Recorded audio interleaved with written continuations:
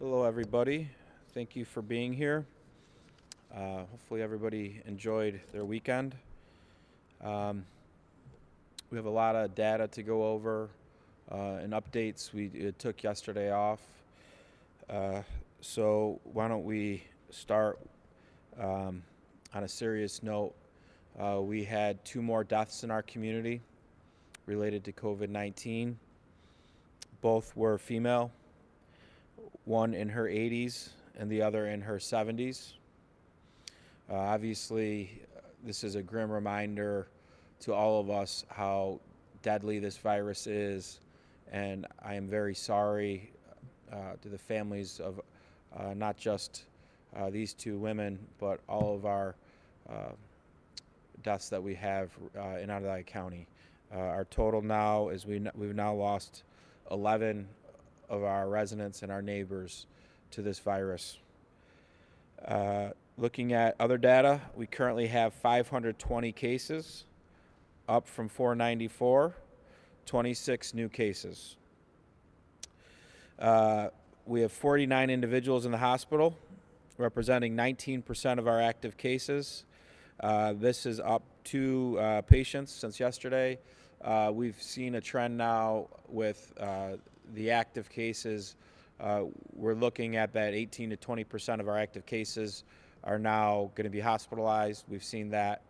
And right now, in the range of active cases we're in, that means, around, between 45 and 52 hospitalizations. So this is part of this disease. It gets you very sick.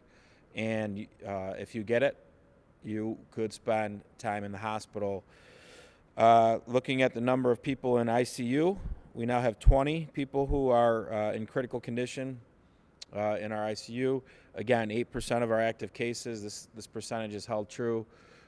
We don't want to get this disease, this virus. If you get it, you could be in the hospital, 1 out of every 5 essentially, and certainly that brings you to further risk of being in the ICU. If you're in the ICU, that basically means you need help to breathe. So for those who don't take this seriously, this is a serious virus, and it is has a much stronger impact on you than some of these other viruses that were similar, or your basic cold or the flu. Breaking down who is in the hospital: 28 Caucasian, 10 African American, 3 are of another race, and 8 are unknown right now. We just don't have the backgrounds on those individuals. Out of the individuals who have passed, 6 are male, 5 are female, 10 are Caucasian, and 1 is classified as other.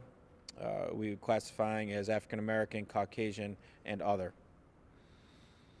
Reminder on our cases, these 520 cases and the hospitalizations we're talking about are those in Onondaga County.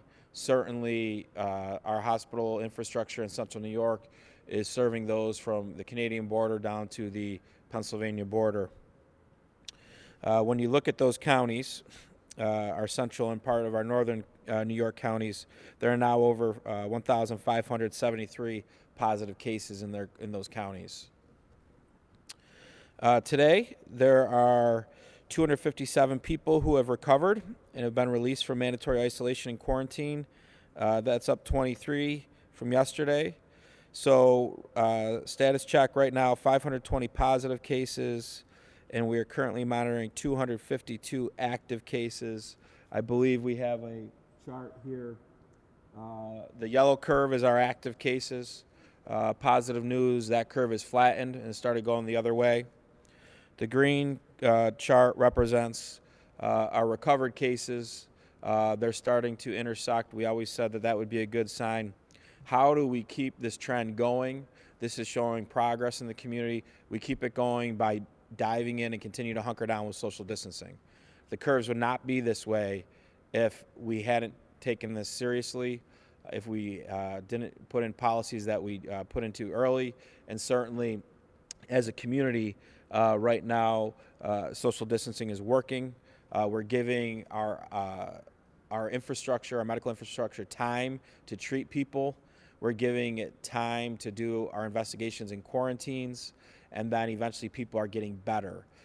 Certainly, if we weren't social distancing, these numbers would be higher, and it would be harder to get our active case line curve flattened and stabilized. Looking at our 520 cases, 56 of them are contact cases. These are individuals who live in the same household as other positive cases. We now have 1,026 people in a isolation and or quarantine. Those are people in a quarantine and active cases. 277 of our cases are female, 243 are male, 14 are under 19, 110 of our cases are in their 20s, 73 in their 30s, 77 in their 40s, 96 in their 50s, 78 in their 60s, 42 in their 70s, 22 in their 80s, and 8 in their 90s. Percentage of breakdown, 24% are under 30, 38% are under 40, 53% are under 50, 71% are under 60, and 29% are over 60. Breakdown by municipality. City of Syracuse, 201. Town of Clay, 60. Town of Manlius, 36. Town of DeWitt, 33. Town of Camillus, 30. Town of Salina, 30. Town of Cicero, 26. Town of Onondaga, 23. Town of Gaddis, 18. Town of Lysander, 18. Town of Pompey, 16. Town of Skaneateles, 10. Town of Marcellus, 4. Town of Atisco, 4. Town of Van Buren, 4. Town of Lafayette, 3. Town of Tully, 2. Town of Fabius, 1. And Town of Spafford, 1. Still holding strong. Town of Elbridge with no cases confirmed. Onondaga Nation, no cases confirmed. Testing. So far, there have been 6,943 tests administered. 6,879 tests have been returned, with 520 positive and 6,359 negative tests. We have 64 pending tests. That is our lowest number since the triage site is open. We received 246 tests back since yesterday. Essentially, we're at a point with testing where we are almost in real time. 64 pending. There's testing going on today. We anticipate testing today may be a little bit more in demand than yesterday. People maybe didn't go out on Easter. So we'll see what those numbers look like at the end of the day as far as what the demand was today. But certainly our ability to do our job quickly is now there with almost live time testing. Upstate has increased their capacity to do on-site testing. Results available in hours rather than days. Very positive. Crouse, again, will have a similar capacity by the end of the week. This helps us identify and quarantine and box in the spread much quicker. Again, after a positive test is when our health department's going to reach out to you, as should your doctor, check in on your health, see how you're doing. Also start our investigation to really go through who you may have had direct contact with. Certainly that's an important process. That's how we know who goes into quarantine. Certainly at that point, a reminder, just because you work at the same employer as somebody doesn't mean you had direct contact. In our investigation, we'll determine if you did or did not. If we determine through our investigation that there may be a gap, we aren't quite sure if we got to all the direct contacts, we will put out a release to the public. Again, I want to thank all of our positive patients who've been working with us. We've been getting people out of quarantine and out of isolation as they recover. Please utilize text messaging. Please utilize our online portal. Please be patient. We have over 1,000 people right now that are in quarantine and or are an active case. That's a lot of people that we have to certainly get through and check and double check to make sure that you really are ready to leave those situations. We talked about preventable cases. We talked about how this isn't a situation of traveling anymore, right? In the beginning part of this process, we had a lot of travel-related cases. Those come back. That turns into community spread type cases. Everything we've seen is essentially community spread at this point with new cases. Obviously, the best way to avoid that is to social distance. If you're an essential employee and you're sick, you're feeling under the weather, even if you don't think it's COVID related, good idea to stay home. And because we've had many cases where people didn't think it was COVID related, some of your symptoms start to progress after you've been at work for a day or two, and then certainly the direct contacts related to that are more. But again, certainly those are really important. Stay at home, help us with this voluntary shelter in place. We believe it's working, and if you have any symptoms of any illness, don't go to work. Again, we want to thank everybody who's been buying in. You've been part of the solution, who have been social distancing. We don't get to where we are without you. Parents especially want to thank you. Certainly our numbers under 19 are tremendous, and that is really a tribute to you taking this seriously and protecting your children. At this point, when we look at our voluntary shelter in place, we're essentially 7 days into this, and I just think we really got to just buy in and continue to do this and even do better than we have been doing. We are seeing progress on our charts. That progress doesn't mean we're out of the woods.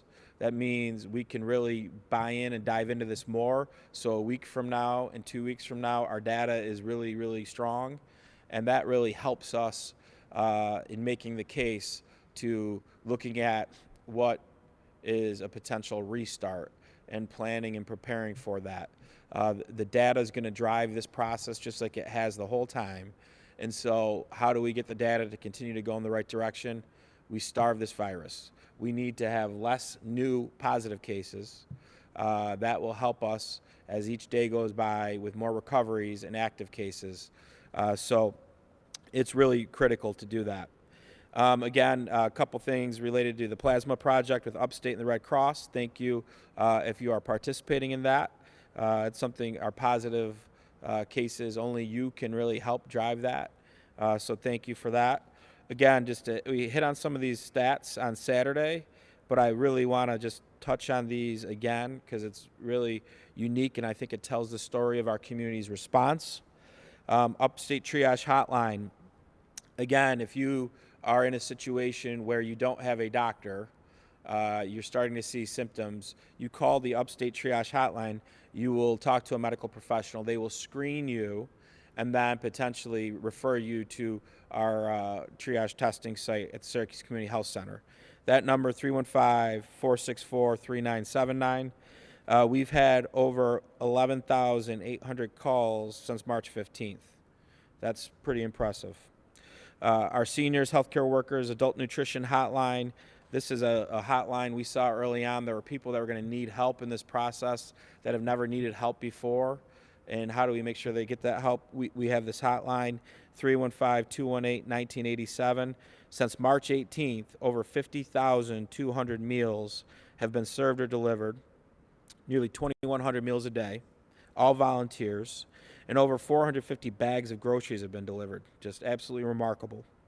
Child Care Solutions, our solution for essential workers who find themselves in a daycare crunch. We got over 1,500 slots available. 550 medical personnel and first responders and essential workers have taken advantage of this.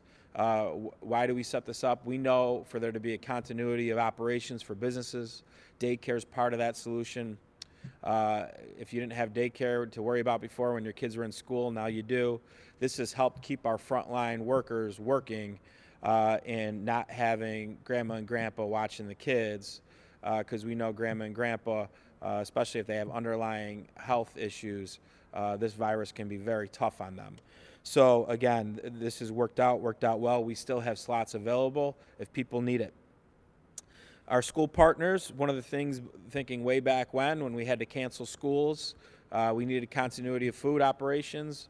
They have done well, each of our districts and our partners, and we have delivered through this past Friday 430,000 meals to children, which is simply remarkable.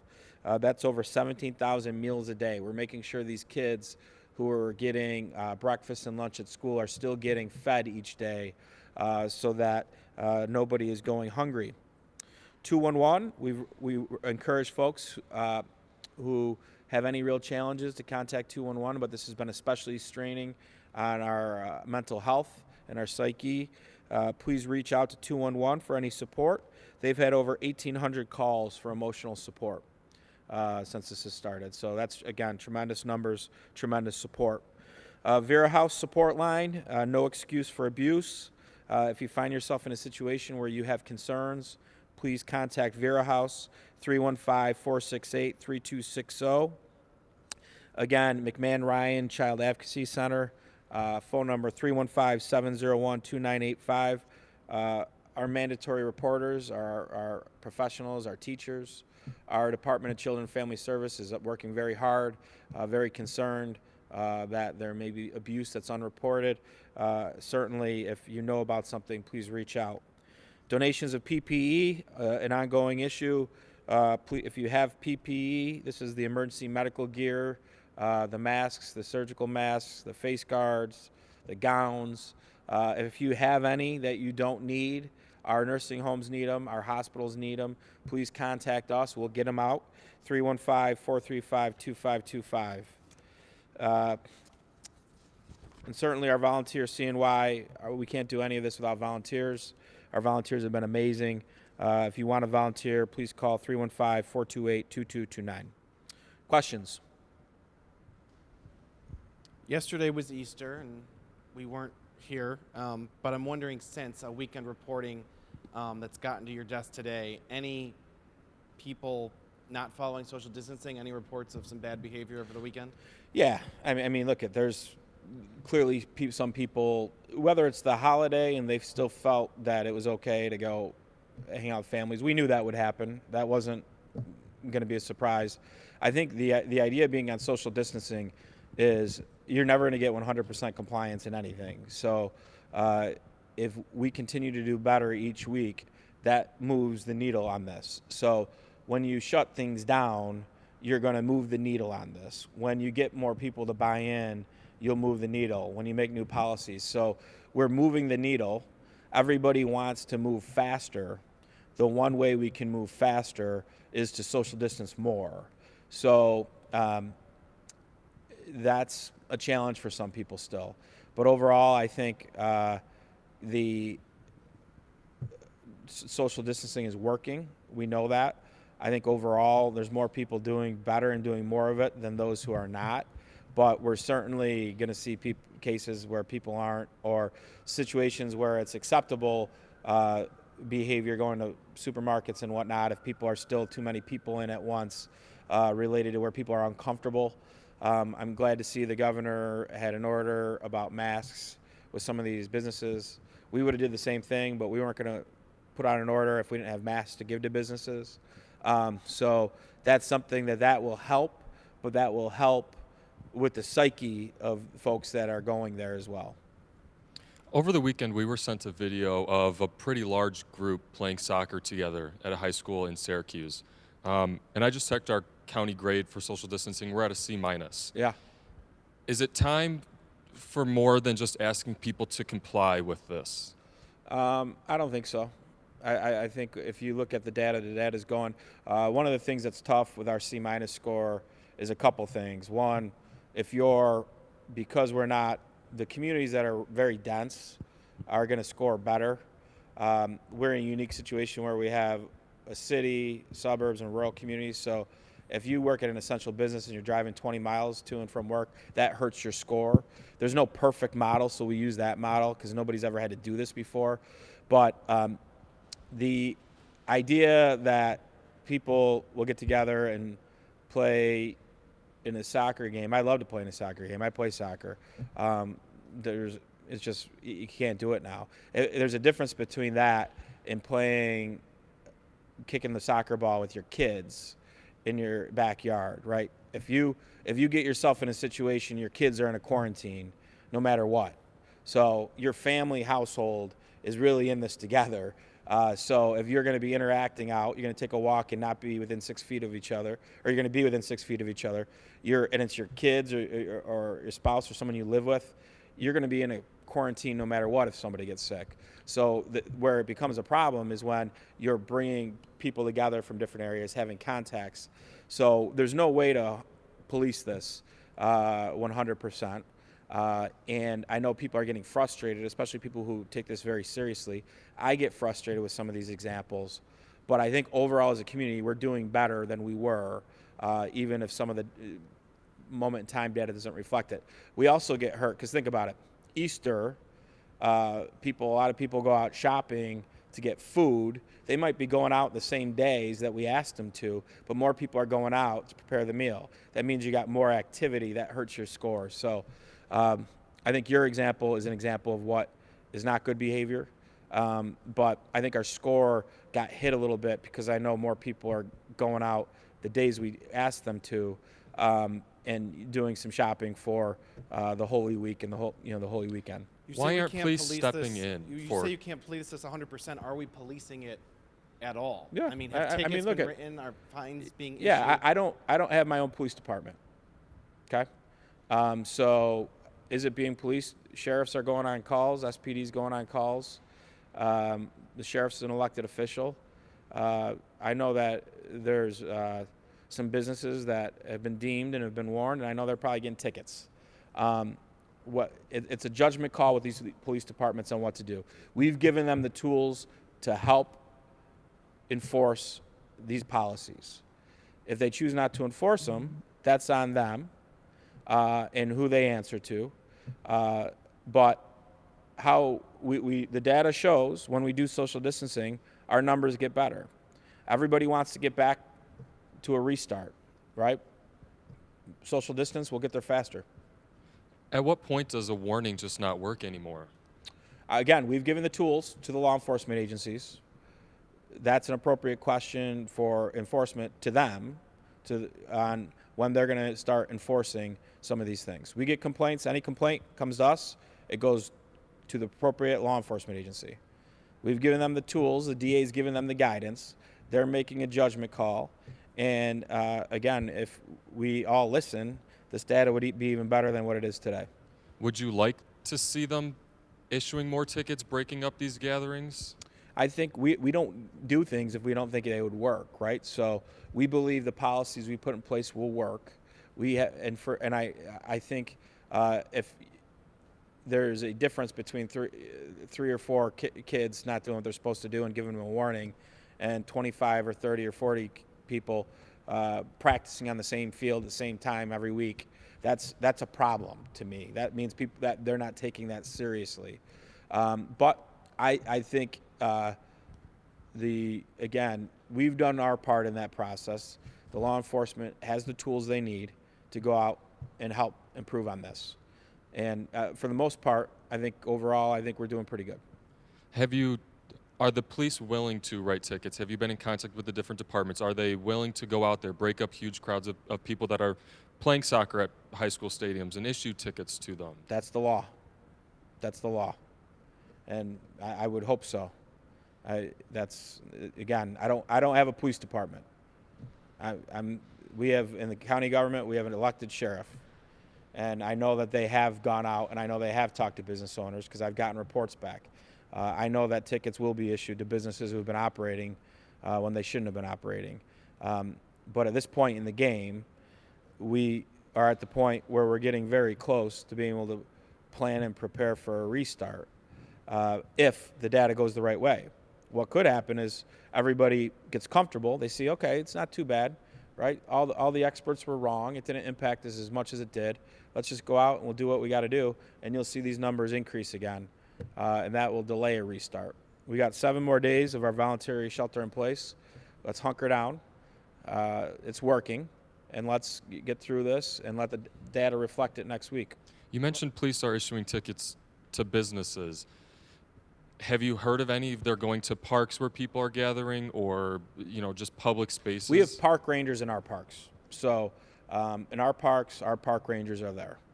So they're there to limit the amount of cars that can go into the parks. By doing that, you're de-densifying the park, and they're there, and if they see any of these things happening where games break out or whatnot, they'll go and break those out. I don't know what's being done in the other municipalities' parks. Certainly, the other municipalities, their leaders have to be responsible for that. But within county parks, we have park rangers, and these things. There are not games going on in county parks. You've given a message to people to follow the shelter in place.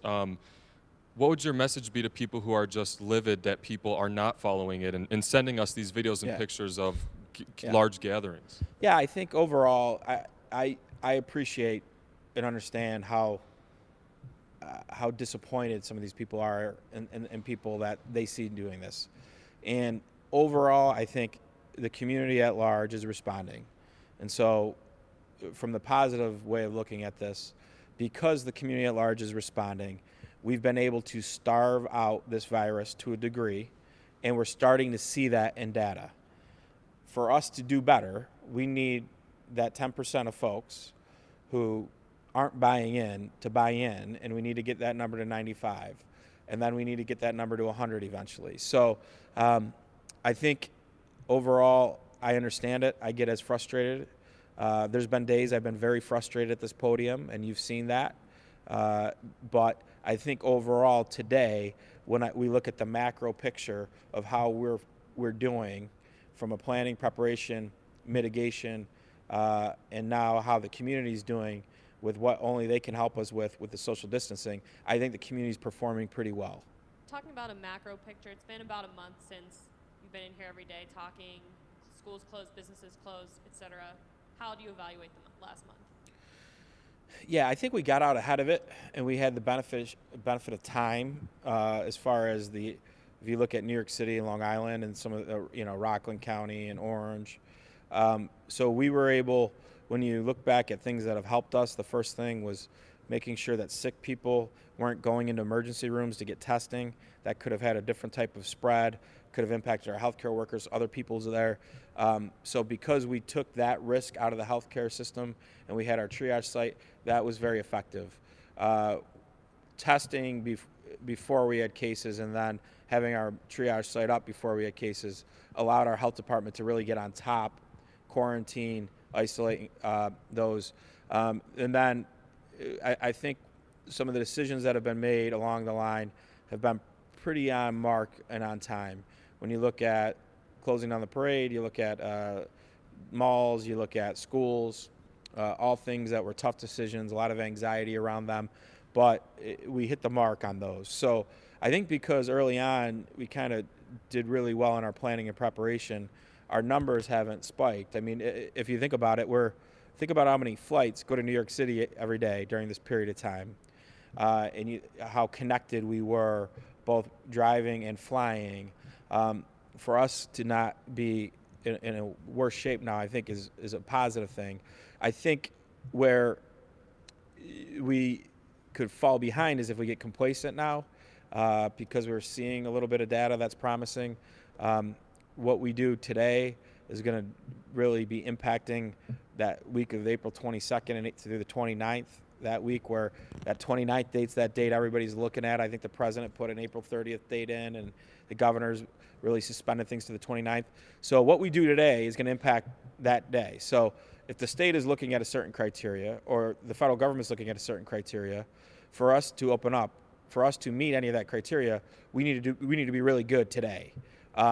And so that's kind of, in the macro picture, the concerns we have is that we don't get complacent because we're starting to see one of our curves flatten out. If I'm keeping track of your schedule correctly, you had met with the grocery stores today? We did not have the call today. You did I not? think, yeah, I think it's later this Well, week. Wegmans announced that they're going to reduce capacity in their stores on a case-by-case basis. Are you aware of that happening in Onondaga County? I haven't, but I think I think their DeWitt Manlius store is the busiest store in their whole network. So thinning out that crowd would be appreciated. I think other Wegmans are not as busy, right? So I think that's smart. I think it's very smart. People are still going to buy food. Your business isn't going to be impacted. But if you can change consumer patterns that's what we tried to do with the days. And if they can just spread it out over hours, that would be very good and appreciated. Ryan, Tim? in terms of restarting the economy, which you mentioned several times, so Governor Cuomo is starting to plan now with some of the regional governors about how they'll attack that. Is it up to Albany as to when Onondaga County businesses and schools and other institutions start reopening for business? Yeah, I think, well, look at some of these orders, the governor's orders trump ours, so that's accurate. I think the governor's regional approach is looking at multiple states that all impact each other and you have overlap. I think that's smart, especially when he's talking about New York City, Westchester, Long Island, Rockland, Orange. When you're talking about within the state, I think the regional restart makes sense with Central New York, and that we're in a different place than they are. And so if we can show improvement in a way faster than they can, I think there's a case to be made that you can start your restart before that. I think your restart is going to be gradual no matter what, because from the public health standpoint, you don't rush on a restart and then potentially have numerous new contacts and start a new curve, because then you face shutting down again if things get out of control. So I think I've always made the case, Tim, that there may be non-essential businesses right now who aren't online that could be online operating if they had a case to be made how they can do what they do and social distance. I still make that case. I think in a restart scenario, those types of businesses should probably be phase one. I don't know, and I would lean on our professionals, I don't know if you restart businesses and schools at the same time. I would think you maybe restart some businesses and then see how that goes, see where your health data goes, and then maybe then you look at schools. So are you meeting with people to start planning how those rollout details would function? Yeah, I think we need a regional plan to go to the state with and say, here's our plan. And just like we were planning and preparing before COVID-19 is here, we're starting to plan and prepare for what a restart looks like, with the goal being that we don't get a new curve of COVID. We do this in a way where we don't get a new curve in COVID. When can you implement that plan in preparation is when this yellow curve is going down and the green curve is flying up and that red curve flattens. Is that your office making a plan, or are you talking to other? Yeah, we got regional partners, so we're working with McMahon's, Center State, and we're working with the city and business leaders on what do we think that could be, what that would look like, and that's going to be that task force, the Economic Resiliency Task Force. We've asked them to really dive into this topic, to come up with ideas, and certainly we would love to talk about that, but we have to see flatten the red curve, yellow curve down, green curve up. That's where it's got to be. What kinds of places One more open thing on first? that. Yeah. Will you need to have more extensive testing available when we get to that point? Either serology, blood tests? Yeah, I would be interested in the antibody testing to see where the state's going with that. I think that's really interesting. But I think if you have the cases where your pending tests are minimal and your health department is sitting there waiting for a positive where they can identify and quarantine, and you're talking about a handful, I think that's going to be something that you can live with as a community, right? If we had thousands of tests now, I think you should go into economic sectors that are on the sidelines and test them, and that could be one of the ways you can get them back into business, right? But we have a very good method and methodology related to identifying positive tests right now. That works very well. We've done a very good job of doing that. We don't need help in that. Where you could need help is if you had resources to help with your restart, that testing be part of your restart. But we have the ability to test. Now we have the ability to test faster and get results faster. So I think we're in a better position with a restart with that. But you have to get rid of the immediate threat, which is still with us, and that's what this data shows. COVID is here, it's still here. We're getting better, but the way we still got to starve this thing out. What kinds of places open first?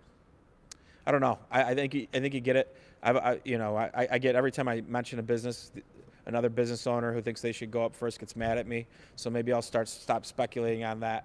But I think if you're a business that can operate at 50% social distancing, and you represent no risk, essentially, or minimal risk to the public health, you should be making a case for yourself. Do you want businesses now to start planning what case they should make to you, how they can open Yeah. again Yeah, with yeah. changed protocols? Yeah, I think they absolutely should be thinking about how they restart their business and how they can do it under the guise that we are still scared to death of this public health threat, and the public health of this community is number one. That's number one. And until we have this under control, which we're getting there, a restart is planning and preparation. The Monroe County executive said today that he doesn't think schools will reopen this academic year. He hadn't made that decision, but he's estimating. Are you prepared to make that estimation? No, I'm not. I would say I have said, Andrew, I would love the kids to have a senior year, the high school kids. Get out, enjoy what really is a special time for kids. If you're of that mindset that you would like your kids to have a senior year, there's one thing you can do: stay home and get us there. Better yet, your kids make sure they're staying home, right? And I think most parents have. So I'm not going to say I don't think that's there. I have hope that we're getting in front of this. I think I haven't really studied Monroe's data recently compared to ours. They're similar. They're bigger than us, but they're similar. They have a city, rural, and suburban. But I'm not going to go there yet. You had a map the other day that showed cases by zip code in the city, within the city of Syracuse. Yeah. Which at the time showed some pretty wide disparities among different zip codes. Can we still get that data, and does it still show pretty stark differences? I haven't seen the updated one, Tim. So I haven't seen that in 3 or 4 days. I mean, we've been tracking there in other parts of the country. There's been people have been concerned about this virus disproportionately impacting African Americans. We have not seen that in our data related to hospitalizations, and part of our mindset of where we had our triage site was cognizant of that, making sure that our minority communities would have access to testing if they're sick. And that was part of why you picked the Syracuse Community Health Center in that process. So we have not had a African American fatality in our county at this point. So that narrative hasn't been there, but we can get an updated zip code. That's fine. That's not a big deal. The governor's office released deaths by county related to nursing homes, and it lists one for Onondaga County. Yeah. Is that count in the 11 people that have died that you've given us previously? Yep. Okay. And we look at nursing homes have a role. The state health department regulates nursing homes. Dr. Gupta and us, we're looking at those, very concerned about nursing homes. We want to be proactive there. We don't regulate that, but we're trying to look at steps to be proactive. And if the state will allow us to be more proactive, we will, and we'll do our own programming to help that. I'm very concerned about nursing homes. Are you aware of any changes in that nursing home where that death occurred? No. Again, if you're in a nursing home, this goes back to if you're sick, stay home. If you're in a nursing home, somebody from the outside's coming in and getting you sick, right? So we're very concerned about that vulnerable population, and so we're talking to the state about various things that we can maybe do that's unique, because we want to be very proactive there. Over the weekend, you talked about studying wastewater to track COVID. Yeah. When will that start, and what will that show you? Yeah, so we've talked to, either Syracuse University, we've talked to them, a certain professor there supposed to have a piece of equipment purchased this week to start that. If that falls through, we will get that equipment ourselves and do it. So we're going to track, you can track COVID in waste and sewage. So the idea being, we want a monthly tracking of this, not just with the positives and the negatives, but via our wastewater system. And so we know we can chart them and compare them to each other. So in the event of October or November, we start to see it popping up again in our wastewater systems before we do with our doctors. We can start to look at more testing then down the road. So that's kind of the theory behind it. It's another way to track it. We have the ability to do that in every region of our county except for the southern towns. So it's something we want to incorporate into our response, because we know this virus will probably be back later on this year when we're done beating it right now. Is that something you do with other illnesses? Nope, not yet. We'll see. We've never had a pandemic yet besides this, so we're going to do everything we can to try to get our arms around this and then stay in front of this, just like we did early in this process. And may it show up there sooner than somebody might be symptomatic, so you can Yeah, see it you could see beginning before a Sure. person actually feels it? Sure, and it would probably suggest right now, that there's probably more than 250 active cases right now, is what that tracking would suggest, I'm sure. And so we don't know enough about it because this is all new. But for us with the capabilities, this gives us another another way to track this, not for today really, but for the future. Are other communities doing that? Other communities have done this. I think I read about one, I think in Florida, that's doing this. So everyone knows how interested I am in sewer infrastructure, right, Tim? So this is just another way to make sewer infrastructure interesting. Other questions? Okay. I want to thank the Syracuse Crunch, the Utica Comets, the Binghamton Senators, and the Rochester Americans. Our AHL team will be holding a concurrent blood drive for the American Red Cross on Friday, April 17th from 12 to 6. The Syracuse Crunch blood drive will be held in the Upstate Medical University Arena at the On-Center War Memorial. Again, thank you for giving back and utilizing your platform.